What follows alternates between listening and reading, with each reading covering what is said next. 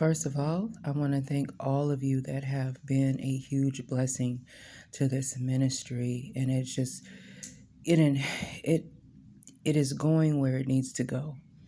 And the beautiful thing is we're doing exactly what God wants us to do.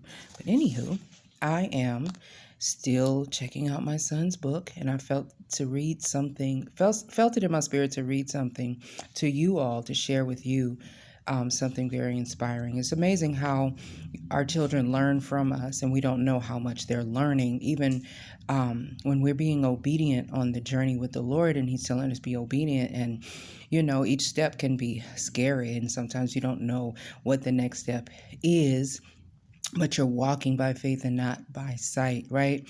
But when your children are with you, you just it will surprise you of how much they take in and how much they grasp and learn from the journey and from the Lord. So I am on page 16 of Breaking Forth. Breaking Forth. 1 second. So I'm going to read it real quick, and then I'll let you enjoy the rest of the day, but I pray that this blesses you. We can learn a thing or two from farmers. We enjoy the fresh produce their farms provide us every year. Yet the process that brings us our beloved fruits and vegetables is something we don't take much thought of.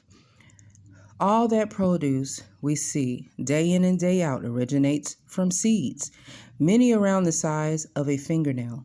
You think, how can something so full of nourishment and abundance come from this small seed? Well, then I must ask, if God can make these fruits and vegetables grow from these little seeds, can He not develop what He has given you and placed inside of you to grow into the entirety of what He proposed?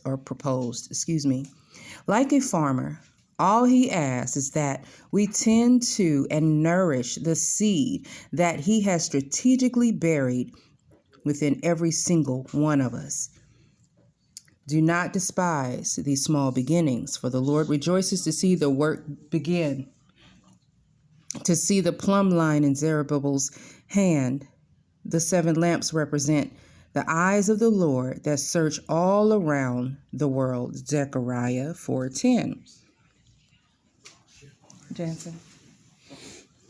It is impossible for what you continue to nurture and pour into to remain small and malnourished.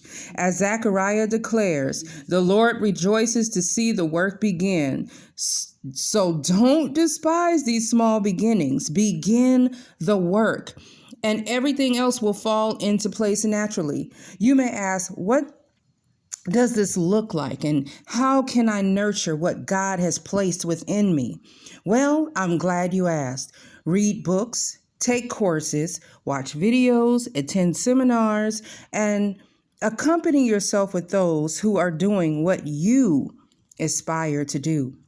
Even if there's no one around you to invest and pour in you, they will come in due time, but in the meantime, invest in yourself and use the time you are given to grow in understanding and knowledge of what God has God has predestined you to walk in, so that you will steward it in excellence and not in mediocrity. So this is an excerpt again from a Breaking Forth from my son, Samuel Hill. And you guys have a beautiful, blessed day. I pray that this has blessed you.